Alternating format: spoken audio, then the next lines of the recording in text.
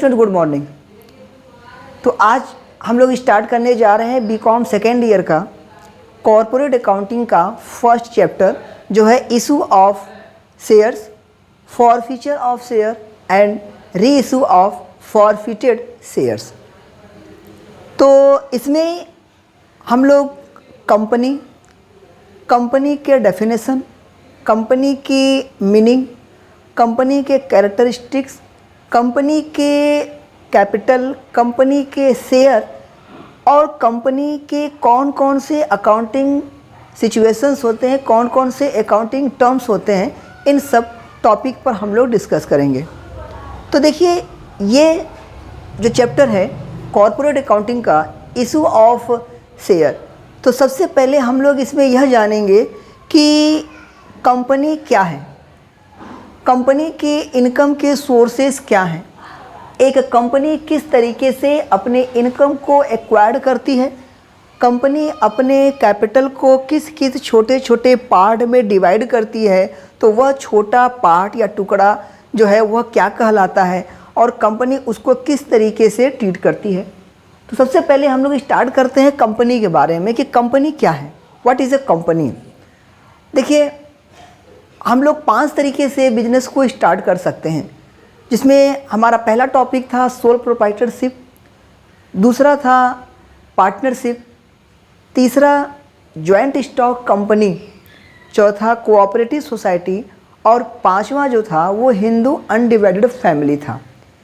जिसमें हम लोग पिछले अपने क्लास में और भी उसके पहले क्लासेस में हम लोगों ने सोल प्रोप्राइटरशिप, पार्टनरशिप के बारे में डिस्कस कर लिया। अब हम लोग बीकॉम सेकेंड ईयर के कॉर्पोरेट अकाउंटिंग के कंपनी और उसके इम्पॉर्टेंट जो टर्म्स और फैक्टर्स हैं, उन सारे इम्पॉर्टेंट टर्म्स और फैक्टर्स पर डिस्कस करेंगे। तो सबसे पहले हम लोग यह डिस्कस करेंगे कि कंपनी क्या है, व्हाट इज़ अ कंपनी। तो देखिए, कंपनी के अलग अलग लोगों ने अलग अलग तरीके से उसको डेफिनेशन दिया, उसको डिफाइन किया। जस्टिस जो थे हमारे न्यायाधीश लोग, उन लोगों ने कंपनी को अलग तरीके से डिफाइन किया। जो कंपनीज एक्ट थी 1956 और 2013, उसके अकॉर्डिंग कंपनी को अलग तरीके से डिफाइन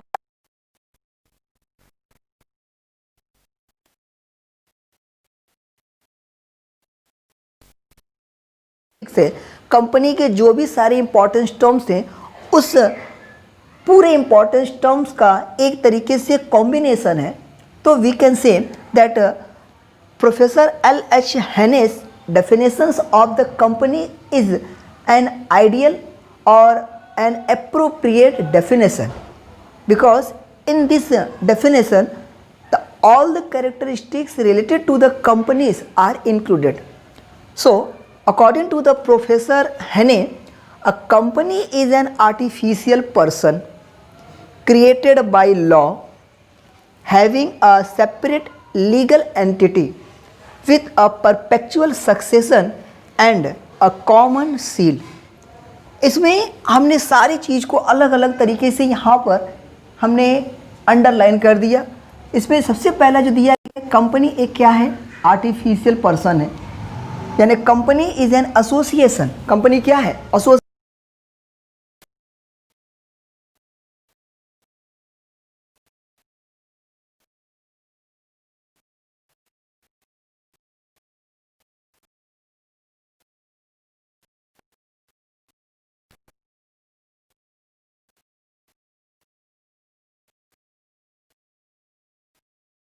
पर्सन, क्योंकि इसका क्रिएशन हम लोगों के थ्रू होता है, इसलिए हम लोग कह सकते हैं कि कंपनी एक आर्टिफिशियल पर्सन है। ओके, कंपनी का क्रिएशन किस तरीके से होता है? कंपनी का क्रिएशन वह एक लॉ के थ्रू होता है। तो यह लॉ जो है वो कंपनीज एक्ट 1956 और इस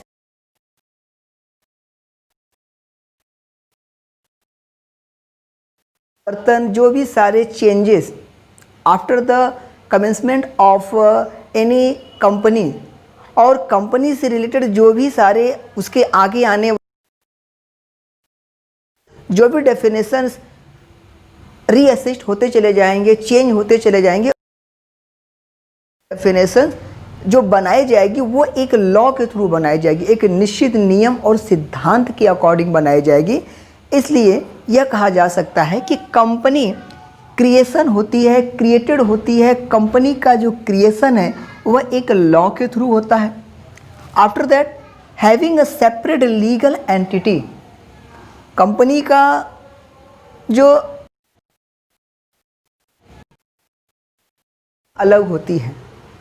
अभी इन सब टॉपिक पर हम अलग से डिस्कस दिया गया है कि company is N artificial person created by law having a separate legal entity with a perpetual succession, यानी इनका परपेचुअल सक्सेस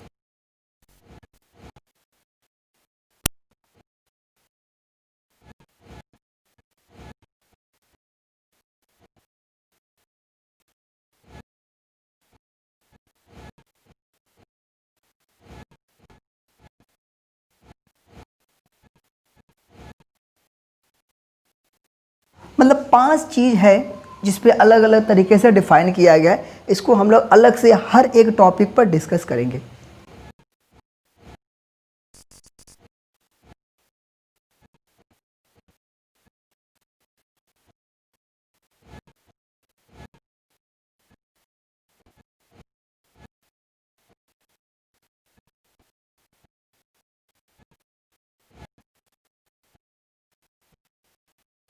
वो एक नाम दे दिया गया, तो इसलिए कंपनी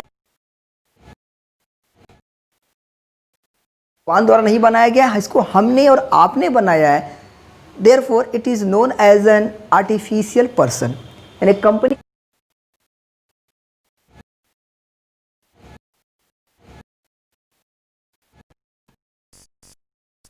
कंपनी में अगर से किसी व्यक्ति के ऊपर कोई भी ऐसा केस या कंपनी के किसी मेंबर्स को कुछ बातों को लेकर के उनके बीच में किसी चीज़ को लेकर के अगर से डिस्प्यूट हो जाता है,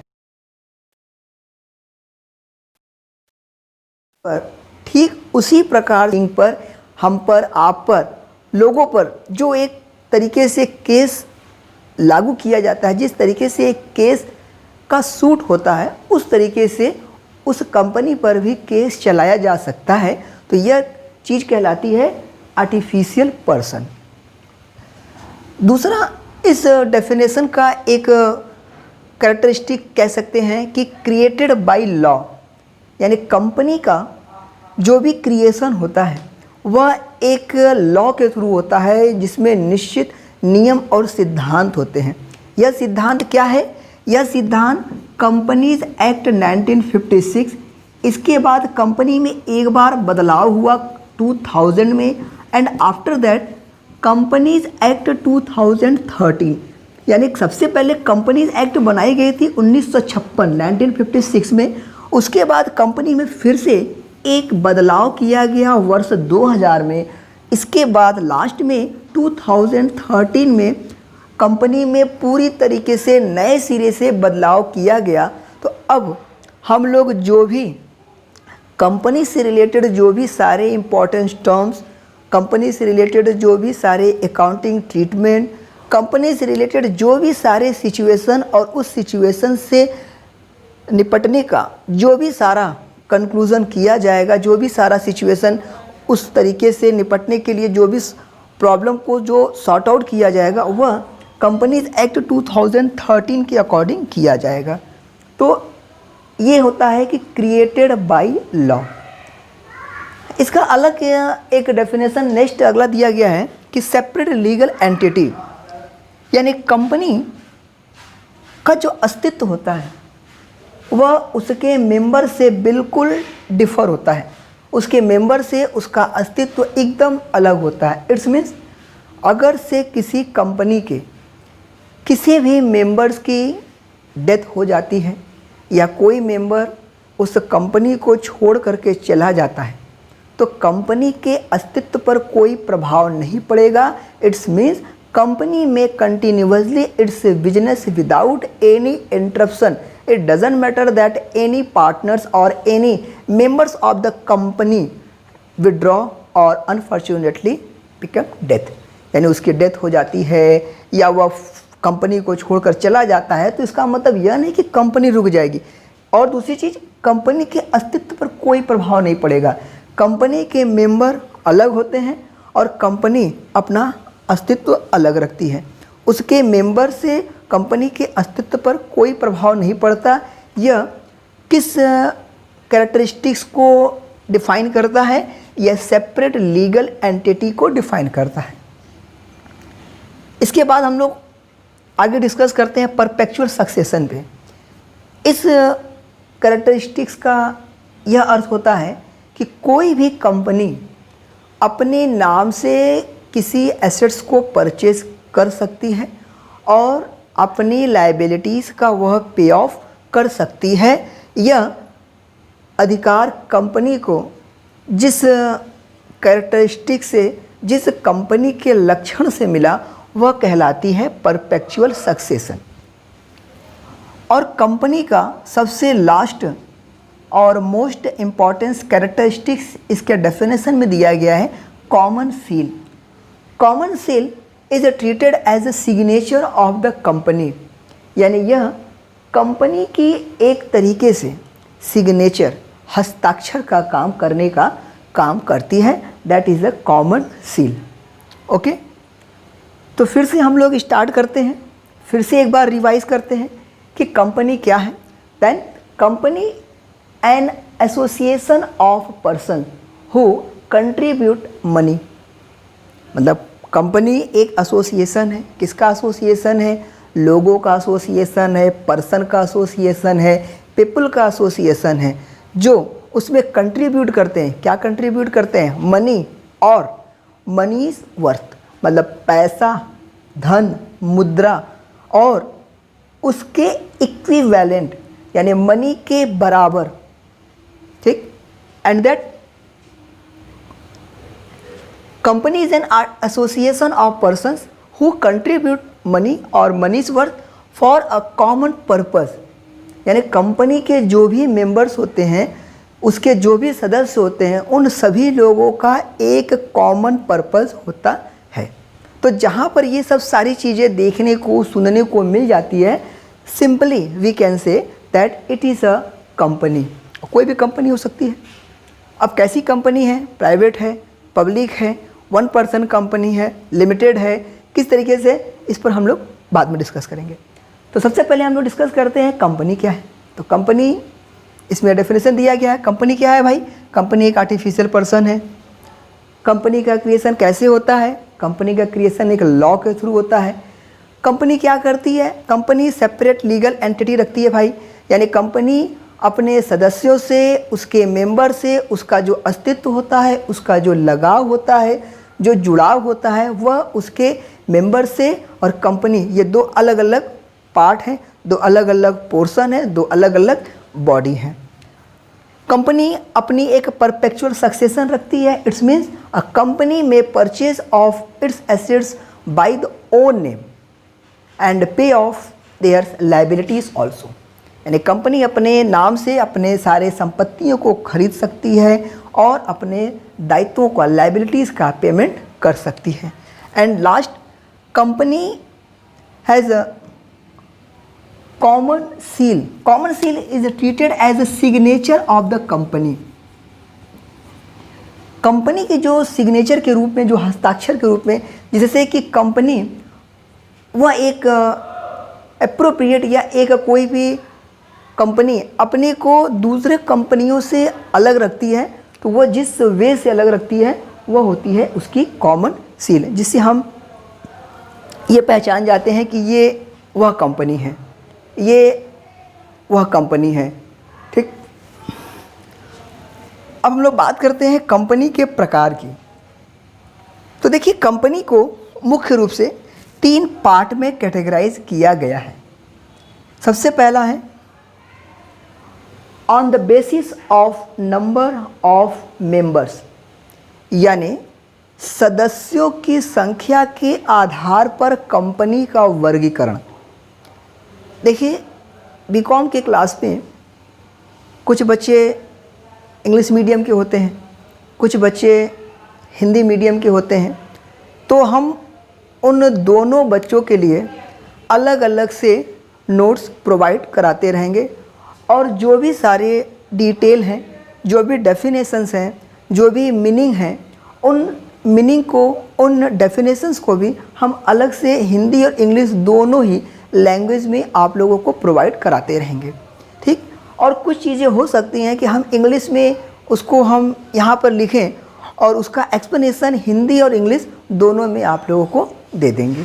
ठीक, तो उसके लिए आपको परेशान होने की ज़रूरत नहीं है कि सारे लेक्चर्स या तो हिंदी में हो रहे हैं या तो इंग्लिश में हो रहे हैं। हम दोनों लैंग्वेज को ले करके चलेंगे। ठीक, तो कंपनी की जो डेफिनेशंस है वो है, company is an artificial person created by law having separate entity perpetual succession and a common seal. ये तो कंपनी की डेफिनेशंस हो गई। अलग अलग राइटर्स की अलग अलग डेफिनेशंस हैं, लेकिन जब कंपनी से रिलेटेड अगर कोई भी डेफिनेशंस पूछेगा या कंपनी से रिलेटेड कोई भी डेफिनेशन लिखने के लिए कहा जाएगा तो आप प्रोफेसर एल.एच. हैनी का ये डेफिनेशन लिख देंगे। इसमें कंपनी से रिलेटेड जो भी सारे इंपॉर्टेंट टर्म्स हैं उन सारे इंपॉर्टेंट टर्म्स का इसमें कॉम्बिनेशन है। अब हम लोग बात करते हैं कंपनी के प्रकार की। तो देखिए, कंपनी के प्रकार को अभी हमने बताया कि कंपनी के प्रकार को बेसिकली 3 पार्ट में कैटेगराइज कर दिया गया, जिसमें सबसे पहला है सदस्यों की संख्या के आधार पर। हिंदी मीडियम वाले बच्चे जो हैं वो इसको हम जो बोल रहे हैं आप लोग उसको वहाँ से नोट कर लें। इंग्लिश मीडियम वाले बच्चे यहाँ से बोर्ड पर लिखा हुआ है, इसको यहाँ से कॉपी कर सकते हैं। काइंड्स ऑफ कंपनी, सबसे पहला on the basis of number of members, यानी सदस्यों की संख्या के आधार पर कंपनी का वर्गीकरण। Next, on the basis of liability of its member, यानी ये जो सदस्य हैं इन सदस्यों की जो लायबिलिटीज़ हैं, जो दायित्व हैं, उस दायित्व के आधार पर कंपनी को कितने पार्ट में कैटेगराइज किया गया, डिवाइड किया गया। और दूसरा है on the basis of size, size के आधार पर कंपनी कैसी है, मीन्स स्मॉल कंपनी है कि लार्ज कंपनी है। अब कंपनी के जो सब पार्ट हैं means on the basis of size, size के हिसाब से सर स्मॉल कंपनी है कि लार्ज कंपनी है। तो स्मॉल कंपनी का मतलब यह नहीं है कि वह एक छोटे से जगह पर, छोटे से एरिया में अगर से कंपनी अपना इस्टेब्लिश्ड की गई है, कंपनी अपना बिजनेस कर रही है तो वो स्मॉल कंपनी कहलाएगी। और वो एक बहुत बड़े एरिया में, बहुत बड़े एरिया स्क्वायर फीट में वो अपना कंपनी अपना फॉर्मेशन की है, भले उसका बिजनेस का जो फॉर्मेट है, उसके बिजनेस के जो स्ट्रक्चर्स हैं वो छोटे स्तर के हों तो उसको हम लोग लार्ज कहेंगे। यहाँ ये नहीं है। हाँ, कंपनी के जो सब पार्ट हैं, यानी स्मॉल कंपनी है कि लार्ज कंपनी है, इसके अलग से कुछ पार्ट अलग हैं, तो उस पर हम लोग अलग से डिस्कस करेंगे। सबसे पहले आप लोग इस सारे टॉपिक्स को एक बार नोट डाउन कर लीजिए, एक बार इसको पूरा ओवरव्यू उसका देख लीजिए। इससे रिलेटेड अगर से कोई प्रॉब्लम है तो आप लोग मुझे बताइए।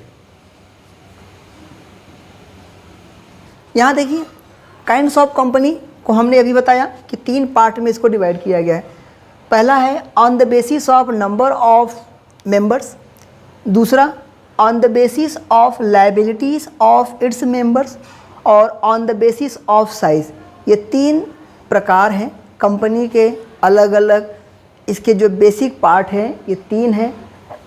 सदस्यों की संख्या के आधार पर कंपनी का वर्गीकरण, उन सदस्यों के लायबिलिटीज़ दायित्व के आधार पर कंपनी का वर्गीकरण। हिंदी मीडियम वाले बच्चे एक बार फिर से सुन करके नोट कर लें। कंपनी का वर्गीकरण मुख्य रूप से 3 भाग में उसको वर्गीकृत किया गया है। पहला है सदस्यों की संख्या के आधार पर कंपनी का वर्गीकरण, सदस्यों के दायित्वों के आधार पर कंपनी का वर्गीकरण, और लास्ट आकार के आधार पर कंपनी का वर्गीकरण। ठीक, इसके बाद इन सभी के कुछ सब पार्ट हैं, इसके भी कुछ उपविभाग हैं। सदस्यों की संख्या के आधार पर कंपनी को फिर से 3 भाग में डिवाइड कर दिया गया। इंग्लिश मीडियम वाले बच्चे यहाँ से देख करके नोट कर लें, हिंदी मीडियम वालों के लिए मैं बोल रहा हूँ उसको आप लोग सुन करके लिख लें। प्राइवेट कंपनी, पब्लिक कंपनी और one person company. Private company मतलब प्राइवेट कंपनी है, निजी कंपनी है, निजी। पब्लिक कंपनी सार्वजनिक कंपनी, इसे लोक आलोक कंपनी भी कहते हैं। क्वेश्चंस में आप लोगों को जो क्वेश्चन पेपर मिलेंगे वह आपको दोनों ही लैंग्वेज में होंगे। तो लोक आलोक अगर से आप लोगों को कन्फ्यूज़न हो, लोक आलोक में आप लोग को अगर से ज़रा सा भी सस्पेंस हो कि लोक आलोक तो सर ने बताया नहीं था, हम लोगों ने पढ़ा ही नहीं, तो लोक आलोक क्या है, तो आप लोग उसका इंग्लिश वर्जन देख सकते हैं। तो प्राइवेट कंपनी, इसके बारे में सेक्शन 2 सब सेक्शन 68 में इसके बारे में अलग से पूरा डिस्क्रिप्शन दिया गया है। पब्लिक कंपनी के बारे में कंपनीज एक्ट 2013 के सेक्शन 2 सब सेक्शन 71 में इसको अलग से डिफाइन कैटेगराइज किया गया है।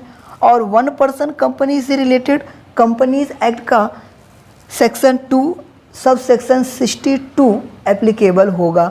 यह on the basis of number of members के आधार पर थे।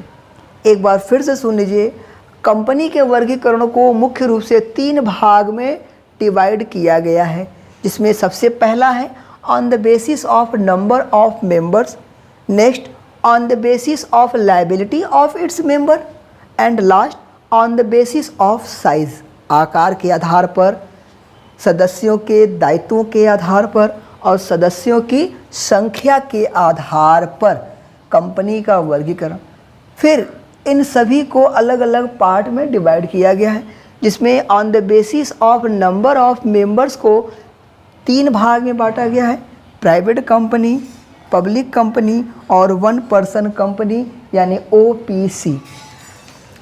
अब आते हैं हम लोग कंपनी के दूसरे मेन पार्ट पे, on the basis of liability of its member के अकॉर्डिंग कंपनी के फिर से यहाँ पर 3 भाग हैं, जिसमें कंपनीज लिमिटेड बाय शेयर्स, जिन सदस्यों ने, जिन मेंबर्स ने कंपनी के जितने शेयर्स लिए हैं उनकी लायबिलिटी उनके थ्रू लिए हुए शेयर्स तक जब अगर से लिमिटेड है तो उस तरीके के कंपनी को लिमिटेड बाय शेयर्स के कैटेगरीज में रखा जाएगा।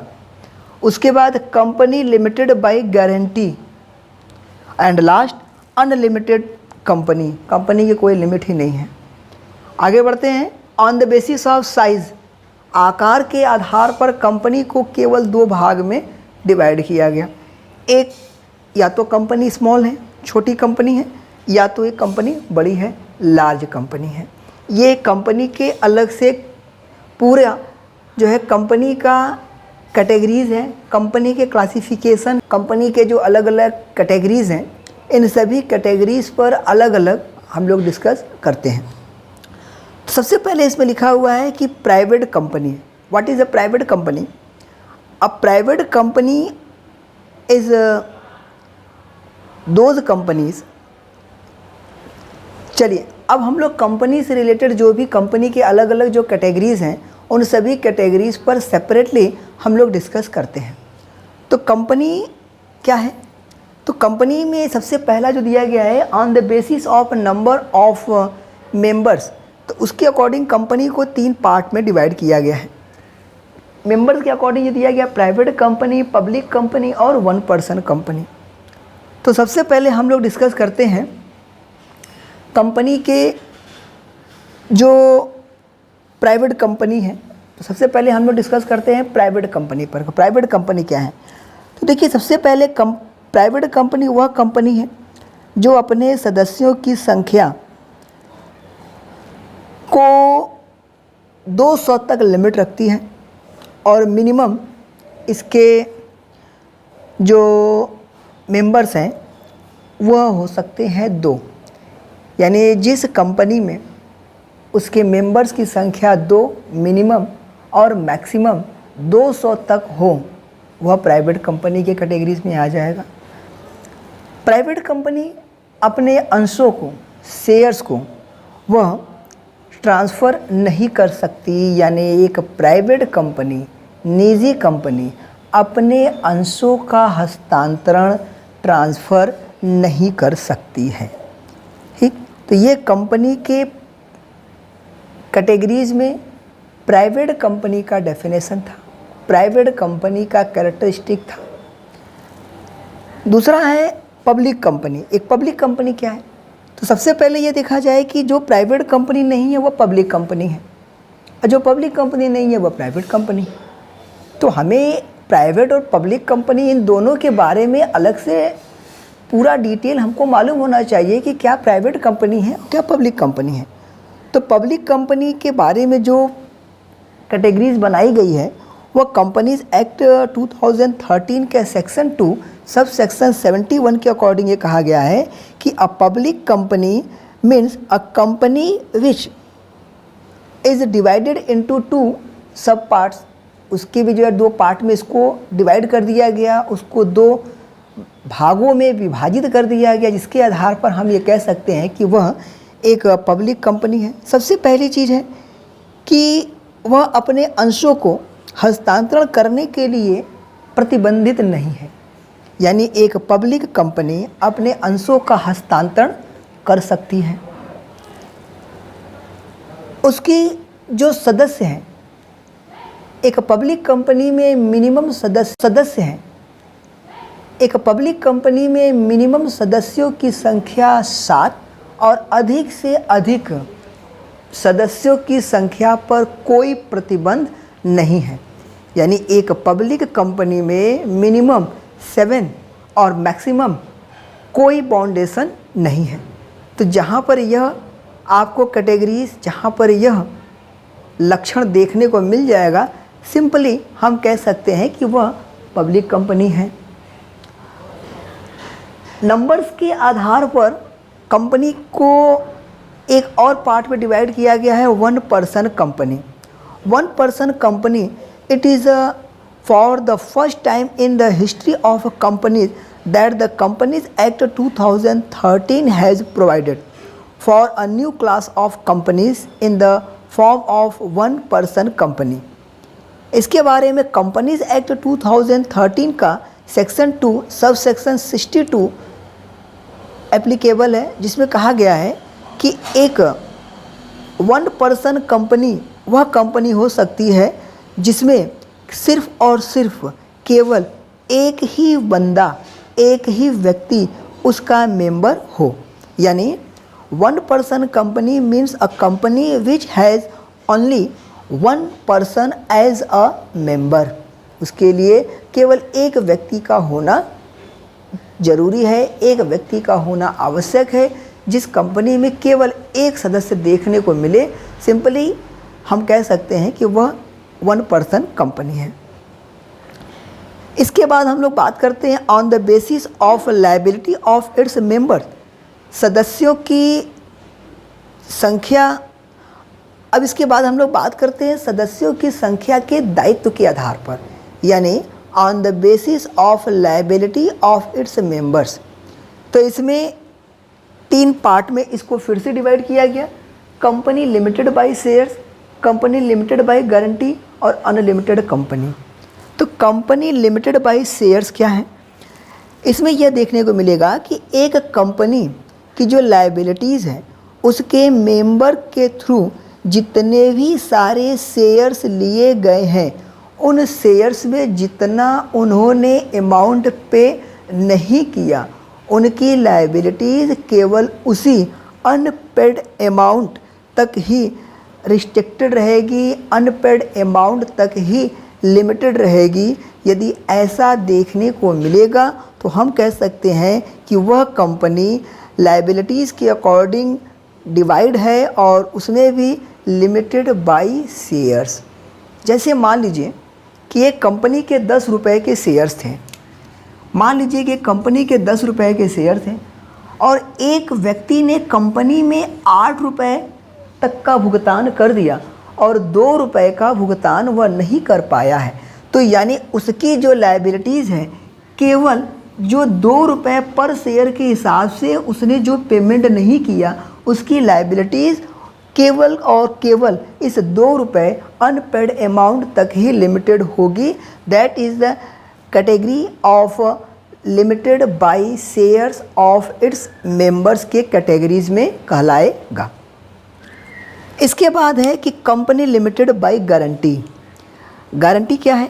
अ company having the liability of its members limited by the memorandum to such amount as the members में respectively undertake to contribute to the assets of the company in the event of its being wound up।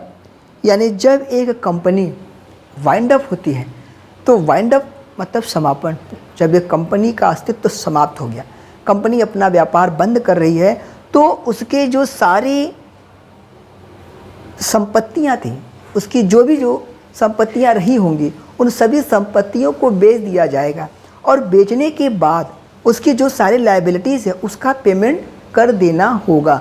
और अगर से वह संपत्तियां पर्याप्त नहीं होती तो जिस मेंबर ने जिन मेंबर ने कंपनी के लायबिलिटीज़ को पेमेंट करने की गारंटी अपने ऊपर ली है, उन मेंबर्स को अपने पर्सनल एसेट से उस लायबिलिटीज़ का, उस डेप्ट का, उस कर्ज का पेमेंट करना होगा। That is the categories of limited by guarantee. इसके बाद on the basis of liability of its members का लास्ट पॉइंट है अनलिमिटेड लायबिलिटी, असीमित दायित्व। यानी unlimited liability means a company not having any limit on the liability of its member. उसके सदस्यों के कोई दायित्व का निर्धारण किया ही नहीं गया है, उनकी दायित्व असीमित है, अनलिमिटेड है। Means the liability may extend to the personal property of the members like the partners of an unlimited liability of partnership firm। जिस तरीके से एक साझेदारी संस्था में एक या सभी सदस्यों की जो दायित्व होते हैं वह अनलिमिटेड होती है, यानी अगर से फर्म को लॉस हो जाता है, फर्म बंद होती है, तो उसकी सारी संपत्तियों को बेच करके जो बची हुई संपत्तियां हैं उन सभी संपत्तियों से बाकी दायित्वों को पेमेंट किया जाएगा। लेकिन अगर से वह संपत्ति पर्याप्त नहीं होती तो प्रत्येक सदस्य की व्यक्तिगत संपत्ति से उन कर्ज को, उन लायबिलिटीज़ का पेमेंट किया जाएगा। That's why unlimited of liability of its member. Then the whole rule or same condition is applicable in the case of limited by guarantee. यानी उनकी जो गारंटी के थ्रू जो लिमिटेड है वो इस केस में कहलाएगी और अनलिमिटेड लायबिलिटीज़ के केस में कहलाएगी। ठीक है। और उसके बाद है on the basis of size. On the basis of size के आधार पर कंपनी को मुख्य रूप से फिर से दो भाग में डिवाइड किया गया। देखिए, अनलिमिटेड कंपनीज का मतलब होता है उसमें सदस्यों की जो दायित्व है वह असीमित है। जिस तरह से एक साझेदारी संस्था में, एक पार्टनरशिप फॉर्म में एक सदस्य या उसके सभी सदस्यों की जो लायबिलिटीज़ होती है वह लिमिटेड होती है। इट्स मीन्स अगर से फर्म को लॉस होता है तो उन सभी सदस्यों को अपनी व्यक्तिगत संपत्ति से उस कर्ज को पेमेंट करना होगा। That's why there's unlimited liabilities. तो सेम कंडीशन जो अनलिमिटेड लायबिलिटीज़ का है वह भी यहाँ पर एप्लीकेबल होगा। यह कहलाएगी अनलिमिटेड लायबिलिटी कंपनी के केस में। ठीक। इसके बाद साइज़ के आधार पर कंपनी को पुनः दो भाग में डिवाइड किया गया। एक है आपका स्मॉल कंपनी, एक है आपका लार्ज। अब साइज़ के बारे में डिस्कस करते हैं। तो on the basis of size में कंपनी को पुनः दो भाग में डिवाइड किया गया। एक है स्मॉल कंपनी, एक है लार्ज कंपनी। अभी हमने बताया स्मॉल कंपनी का मतलब यह नहीं कि अगर से कोई कंपनी अपने छोटे एरिया या छोटे स्क्वायर में या छोटे पैमाने पर वह काम कर रही है तो उसको छोटा कंपनी या छोटी कंपनी या स्मॉल कंपनी कहा जाएगा। और वह एक बड़े एरिया में, बहुत बड़े स्क्वायर फीट में, किसी जो है बहुत बड़े वर्ग हेक्टेयर में लेकर के अपना बिजनेस कर रही है तो उसको हम लोग बड़ी कंपनी कहेंगे, ऐसा नहीं। यहाँ स्मॉल और साइज़ का जो डिवाइडेशन है, जो स्मॉल और लार्ज का जो डिवीज़न है वह डिवीज़न वो कंपनीज़ की पेड अप कैपिटल के अकॉर्डिंग उसको डिवाइड किया गया है। तो स्मॉल कंपनी के बारे में जो डेफिनेशन दी गई है वो according to the companies act 2013 section 2 sub section 85 के अकॉर्डिंग कहा गया है कि एक स्मॉल कंपनी वह कंपनी है जिसकी पेड अप कैपिटल 50 लाख से ज़्यादा नहीं होनी चाहिए, या ऐसी किसी रूल्स के अकॉर्डिंग या ऐसा किसी अथॉरिटीज़ के अकॉर्डिंग कोई एक अमाउंट जो प्रिस्क्राइब्ड की गई हो, लेकिन यह भी जो प्रिस्क्राइब्ड अमाउंट है वह 5 करोड़ रुपए से अधिक नहीं होनी चाहिए। अगर से यह कैटेगरी जिस जगह पर देखने को मिलेगी, सिंपली हम कह सकते हैं कि वह कंपनी स्मॉल कंपनी है। दूसरा, इसकी एक और फीचर दिया गया है कि ऐसी कंपनी जिसका turnover last statement of profit and loss का जो कि 2 करोड़ से ज़्यादा नहीं हो, ऐसी कंपनी को स्मॉल कंपनी के कैटेगरीज में रखा जाएगा। और इसके बाद है लार्ज कंपनी। तो सिंपल जो डेफिनेशन स्मॉल कंपनी के केस में एप्लीकेबल होने वाले हैं, अगर वह केस एप्लीकेबल नहीं हो रहे हैं तो वह लार्ज कंपनी कहलाएगी। तो सिंपली हम कह सकते हैं कि a large company are those company which is not a small company, जो कि स्मॉल कंपनी नहीं है तो लार्ज कंपनी कहलाएगी। और स्मॉल कंपनी के लिए हमने अलग अलग उसका कैटेगरी बता दिया। अब इसके बाद हम लोग कंपनी के